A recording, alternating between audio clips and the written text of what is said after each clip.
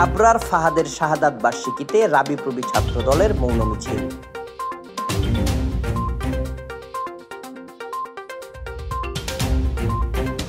Fascist হাসিনার শাসনামলে ছাত্রলীগের নির্মম নির্যাতনে নিহত বুয়েটের মেধাবী শিক্ষার্থী শহীদ আবরার ফাহাদের পঞ্চম শাহাদাত বার্ষিকী এবং নিরাপদ ও মুক্ত বুদ্ধি চর্চার গণতান্ত্রিক ক্যাম্পাসের দাবিতে রাঙামাটি বিজ্ঞান ও প্রযুক্তি বিশ্ববিদ্যালয় রাবিপ্রবি ছাত্র দলের উদ্যোগে মৌন মিছিল ও স্মরণ সভা অনুষ্ঠিত হয়েছে। সোমবার সকালে কেন্দ্রীয় কর্মসূচির অংশ হিসেবে বিশ্ববিদ্যালয়ের মূল ফটকের সামনে থেকে মৌন মিছিল শুরু করে পুরো ক্যাম্পাস ঘুরে ক্যান্টিনে গিয়ে স্মরণ সভা অনুষ্ঠিত হয়।